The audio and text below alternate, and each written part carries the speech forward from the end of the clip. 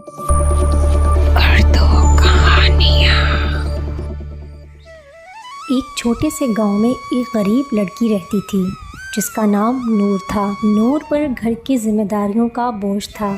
اس کے والد ایک حادثے میں چل بسے تھے اور اس کی والدہ بہت بیمار رہتی تھیں۔ نور کی ایک چھوٹی بہن تھی۔ نور نے اپنے گھر کی مدد کے لیے محنت کرنے کا فیصلہ کیا۔ وہ گاؤں کی مارکیٹ میں مرچ پکوڑے بیچنے لگی۔ ہر روز صبح سویرے اٹھ کر نور مرچ کے پکوڑے تیار کرنے لگی اور مارکیٹ میں جا کر بیچنے لگی۔ وہاں گھنٹوں کھڑی رہتی، اپنی مرچ پکوڑے کی آوازیں لگاتی، مرچ پکوڑے لے لو، گرما گرم مرچ پکوڑے۔ شروع لوگوں نے اس کی طرف دھیان نہیں دیا۔ وہ ایک غریب لڑکی کو نظر انداز کرتے تھے، مگر نور نے ہمت نہیں ہاری۔ ایک دن ایک بزرگ شخص نے نور کے مرچ کے پکوڑے خریدے۔ انہیں وہ بہت پسند آئے اور انہوں نے نور کی تعریف کی۔ اس کے بعد وہ بزرگ شخص روزانہ نور سے پکوڑے خریدنے لگا۔ آہستہ آہستہ نور کے پکوڑوں کی بات پورے گاؤں میں پھیل گئی۔ لوگ دور دور سے اس کے پکوڑے خریدنے آنے لگے۔ نور کی محنت رنگ لانے لگی اور اس کے پکوڑے بیچنے سے حاصل ہونے والے پیسوں سے اس کا گھر بہترین حالت میں آنے لگا۔ نور نہ صرف اپنے گھر کی مالی مدد کرنے لگی بلکہ اس نے اپنی چھوٹی بہن کی تعلیم کا بھی بندوبست کیا۔ اس کی محنت اور عزم کی وجہ سے اس کا گاؤں میں بہت احترام کیا جاتا تھا۔ نور کی کہانی ہمیں یہ سکھاتی ہے کہ محنت اور عزم کے ساتھ ہر مشکل کا سامنا کیا جا سکتا ہے۔ یہ بھی سکھاتی ہے کہ ہمیں کبھی کبھار ہار نہیں ماننی چاہیے اور اپنے خوابوں کی تکمیل کے لیے جدوجہد کرنی چاہیے۔ نور نے ثابت کیا کہ بڑی سے بڑی مشکلات کا مقابلہ کیا جا سکتا ہے اگر انسان کے دل میں ہمت اور عزم ہو۔ یہ کہانی سائرہ کی ہے جو ایک غریب محنت کش لڑکی تھی۔ سائرہ کا تعلق ایک چھوٹے سے گاؤں سے تھا جہاں زندگی کی بنیادی سہولتیں بھی میسر نہیں تھیں۔ اس کے والد کا انتقال ہو چکا تھا اور اس کا بھائی جوانی میں ہی ایک حادثے کا شکار ہو کر معذور ہو گیا تھا۔ گھر کی ساری ذمہ داری سائرہ کے کندھوں پر تھی۔ سائرہ نے بہت کم عمری میں ہی اپنی زندگی کی مشکلات کا سامنا کرنا شروع کر دیا تھا۔ وہ دن بھر اینٹوں اور بلاکس کو اٹھاتی، مزدوری کرتی اور شام کو گھر واپس آتی۔ اس کی کمائی کا زیادہ حصہ اس کے بھائی کی دیکھ بھال اور کھانے پینے کے اخراجات میں خرچ ہو جاتا تھا۔ سائرہ کے دل میں ہمیشہ یہ حسرت تھی کہ وہ اپنی زندگی میں کچھ بہتر کر سکے، کچھ ایسا جس سے اس کا بھائی خوش ہو سکے اور وہ اپنی زندگی کو بہتر بنا سکے۔ لیکن غربت اور زندگی کی تلخ حقیقتوں نے اس کے خوابوں کو ہمیشہ دبا کر رکھا۔ ایک دن جب سائرہ کام سے واپس آ رہی تھی تو اسے خبر ملی کہ اس کے بھائی کو گھر میں آگ لگنے کی وجہ سے شدید چوٹیں آئی ہیں۔ گھر کا چھوٹا سا کمرہ جو پہلے ہی خستہ حالت میں تھا، مکمل طور پر جل چکا تھا۔ سائرہ کے دل پر ایک اور گہرا زخم لگا کیونکہ اب وہ نہ صرف اپنے بھائی کے لیے بلکہ اپنے چھوٹے سے گھر کے لیے بھی پریشان ہو گئی تھی۔ سائرہ کی زندگی کی مشکلات ختم ہونے کا نام ہی نہیں لے رہی تھی۔ اس کے بھائی کی حالت بگڑتی جا رہی تھی اور اب ان کے سر چھپانے کے لیے بھی کوئی جگہ نہیں بچی تھی۔ سائرہ نے اپنے آپ کو اور زیادہ محنت کرنے پر مجبور کیا، لیکن اس کی محنت کا صلہ اسے کبھی نہ ملا۔ ایک دن جب سائرہ مزدوری کر رہی تھی، اچانک سے اسے چکر آنے لگے اور وہ بے ہوش ہو گئی۔ اس کے ساتھی مزدوروں نے اسے فوراً ہسپتال پہنچایا، لیکن اس کا جسم اتنی محنت اور مشکلات کا بوجھ برداشت نہ کر سکا اور سائرہ ہمیشہ کے لیے اس دنیا سے رخصت ہو گئی۔ سائرہ کے انتقال کے بعد اس کا بھائی بھی زیادہ دن تک زندہ نہ رہ سکا اور وہ بھی دنیا چھوڑ گیا۔ گاؤں والے سائرہ کی کہانی کو یاد کرتے ہیں تو ان کی آنکھوں میں آنسو آ جاتے ہیں۔ وہ ایک ایسی لڑکی تھی جو اپنی غربت، محنت اور مشکلات سے لڑتی رہی، لیکن دنیا کی بے حسی اور حالات کی سختیوں نے اسے جینے نہ دیا۔ سائرہ کی کہانی اس درد کی عکاسی کرتی ہے جو غربت، مشکلات اور ناانصافیوں نے اس کی زندگی میں بھر دیا تھا۔ وہ ایک معصوم لڑکی تھی جس کی زندگی کے خواب کبھی پورے نہ ہو سکے۔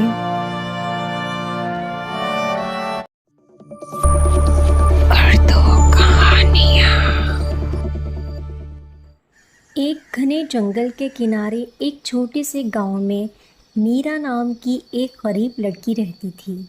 मीरा अपनी बूढ़ी माँ के साथ एक छोटी सी झोंपड़ी में रहती थी। इनके पास खाने को बामुश्किल ही होता था और इनके पास सिर्फ चंद पुराने कपड़े और एक बर्तन था जिससे मीरा अपना मामूली सा खाना पकाती थी। एक दिन जब मीरा जंगल में लकड़ियाँ जमा कर रही थी, हाँ, अरे ये नदी चमक कैसे रही है? हाँ, लेकिन मैं थकी हुई हूँ, चलो नदी से पानी ही पी लेती हूँ।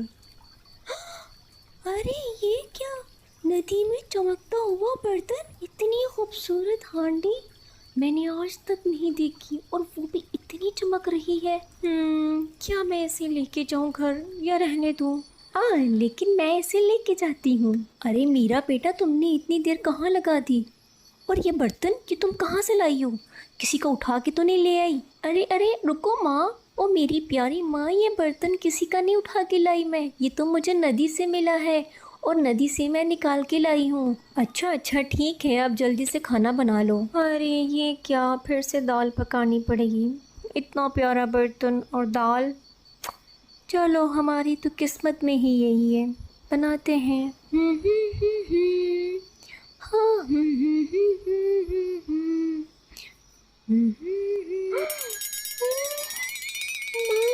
ये देखो, इस बर्तन का जादू तो देखो माँ। अरे बाप रे, चावल, सब्जियाँ और खुशबूदार सालन। माँ, आज तो खाने का मज़ा आ जाएगा। अरे वाह माँ, ये तो कोई जादुई बर्तन है, इतना अच्छा खाना तो हमने आज तक नहीं खाया। हाँ बेटा, ये तो जादू हो गया। चलो अब खाना खा लो, बस करो इतनी बातें। अगली सुबह मीरा ने बर्तन का दोबारा तजर्बा किया। इस बार इसने बर्तन के अंदर दलिया भर दिया और बर्तन ने अपना जादू दिखाया और तरह तरह के खाने फिर से इनके सामने पेश हो गए। मीरा और मीरा की माँ ने अपने पड़ोसियों के घर खाना बांटना भी शुरू कर दिया। जादुई बर्तन की बात तेज़ी से गांव में फैल गई। लोग उसे देखने और उसके तैयार करदा लजीज खानों को चखने के लिए दूर दूर से आते थे। मीरा और मीरा की माँ बहुत बड़े दिल की मालिक थी। मीरा ने बर्तन का जादू हर उस शख्स के साथ शेयर किया जिसे मदद की ज़रूरत थी और गांव में जल्द ही तरक्की हुई, क्योंकि कोई भी भूखा नहीं सोता था और हर एक के पास खाने को काफ़ी खाना हुआ करता था। लेकिन गांव में हर कोई मेहरबान दिल का नहीं रहता था। लता नामी एक लालची औरत ने जादुई बर्तन के बारे में सुना और फैसला किया कि वो उसे अपने लिए चाहती है। लो भाई, क्या दिन आ गए हैं, जिनके पास कुछ खाने को नहीं था, आज वो माँ बेटियाँ पूरे गांव में छाई हुई हैं। अरे क्यों ना मैं वो जादुई बर्तन उठा के ले आऊँ, फिर देखती हूँ ये माँ बेटियाँ क्या करती हैं और उससे तरह तरह के खाने खुद लूँगी मैं और उस जादुई बर्तन से और भी खाने निकालूंगी और पूरे गांव में बांटूंगी ताकि पूरे गांव वाले मेरे ही गुन गाएं। रात के अंधेरे में लता मीरा के घर जाती है और वो जादुई बर्तन उठा के अपने घर ले आती है। लता ने उस जादुई बर्तन से तरह तरह के खाने की फरमाइश की, लेकिन बर्तन ने उसके हुक्म का जवाब नहीं दिया। उसने कितनी ही कोशिश की, वो खाली ही रहा। मायूस हुई और गुस्से में लता ने बर्तन को एक कोने में फेंक दिया। अगले दिन वो पछतावे का बहाना बनाकर मीरा की झोंपड़ी में वापस आई। मीरा, मुझे माफ़ कर दो, मैं लालच में आ गई और तुम्हारा जादुई बर्तन उठा के ले आई। मुझसे गलती हो गई, प्लीज़ मुझे माफ़ कर दो। अरे लता बस करो, मैंने तुम्हें माफ़ कर दिया, लाओ दो मेरा अब जादुई बर्तन। मीरा ने वजाहत की कि बर्तन का जादू सिर्फ उन लोगों के लिए काम करता है जो उसे मेहरबान और साफ दिल के साथ इस्तेमाल करते हैं। उस दिन से लता ने अपना रास्ता बदल लिया और दूसरों की मदद करना शुरू कर दी, ये समझकर कि असल दौलत देने और बांटने से आती है, ज़ख़ीरा अंदोज़ी से नहीं। उर्दू कहानियाँ। जादुई पार्लर और ज़ोहरा की कहानी। एक दिन एक छोटे से गांव में एक पुराना जादुई पार्लर था जिसे जादुई पार्लर के नाम से जाना जाता था। वहाँ हर कोई इस पार्लर के बारे में अजीब व गरीब कहानियाँ सुनाता था, मगर किसी ने कभी अंदर जाने की हिम्मत नहीं की। लोग कहते थे कि इस पार्लर में दाखिल होने वाला कभी वापस नहीं आता। एक दिन गांव की एक बहादुर लड़की जिसका नाम ज़ोहरा था और उसके बाल सब्ज थे ने इस पार्लर की हकीकत जानने का फैसला किया। ज़ोहरा को अपने बालों के रंग की वजह से हमेशा अलग समझा जाता था, मगर वो कभी हिम्मत ना हारी। ज़ोहरा पार्लर के दरवाजे के पास पहुंची और उसने धीरे से दरवाज़ा खोला। अंदर दाखिल होते ही वो एक दिलकश और पुरस्कार माहौल में खो गई। पार्लर के अंदर हर चीज़ चमक रही थी और मुख्तलिफ रंगों की रोशनियों में नहा रही थी। ज़ोहरा ने देखा कि पार्लर के बीचों बीच एक बड़ी सी मेज़ रखी हुई है जिस पर कई अजीबो गरीब चीज़ें रखी हैं। वो करीब गई तो देखा कि मेज़ पर एक छोटा सा डब्बा रखा हुआ है जिस पर लिखा है, अगर तुम सच में बहादुर हो तो इस डब्बे को खोलो। ज़ोहरा ने बगैर किसी खौफ के डब्बा खोला। अचानक एक रोशनी की किरण निकली और पूरे पार्लर में फैल गई। रोशनी के साथ ही एक पुरस्कार शख्सियत नमूदार हुई जो एक जादूगर था। जादूगर ने मुस्करा कर कहा, तुमने मेरी आजमाइश को कामयाबी से पार कर लिया है और उसके बदले में तुम्हें एक ख़ास तोहफा मिलेगा। ज़ोहरा हैरान रह गई, लेकिन उसने खुद को संभाला और जादूगर से पूछा, ये तोहफा क्या है? जादूगर ने कहा, ये एक सोने की किताब है जो तुम्हें वो तमाम राज बताएगी जो दुनिया के किसी और के पास नहीं। लेकिन याद रखना, ये किताब सिर्फ तब खिलेगी जब तुम्हारा दिल साफ और नियत नेक होगी। ज़ोहरा ने शुक्रिया अदा किया और किताब लेकर पार्लर से बाहर निकल आई। गांव के लोग इसे देखकर हैरान रह गए कि वो पार्लर से जिंदा वापस आ गई है। ज़ोहरा ने अपनी ज़िंदगी में किताब की हिदायत के मुताबिक अमल किया और गांव में अमन, मोहब्बत और खुशहाली का पैगाम फैलाया। वो सबकी प्यारी बन गई और उसके सब्ज़ बाल लोगों के लिए खुशबख्ती की अलामत बन गए। ज़ोहरा ने अपनी हिम्मत और नेकी की वजह से न सिर्फ खुद को बल्कि अपने गांव को भी खुशियों से भर दिया।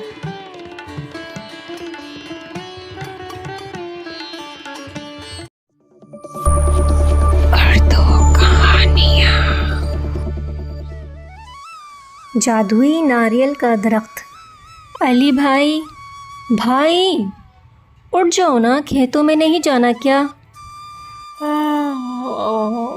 छोटी, मेरा तो ख्वाब है कि खेतों में ऐसी फसलें उगें जिससे हमारी पूरी ज़िंदगी बदल जाए।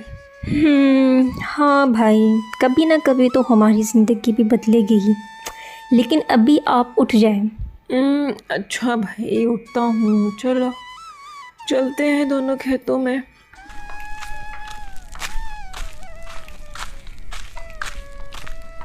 दोनों बहन भाई खेतों में काम कर रहे थे और अचानक काले बादल आ गए और बारिश शुरू हो गई। भाई, ये क्या इतनी तेज़ बारिश, और हमारा घर भी कच्चा है। अब हम क्या करेंगे? अब जगह जगह पानी टपक रहा होगा, ऐसे तो हमारे घर में पानी भर जाएगा।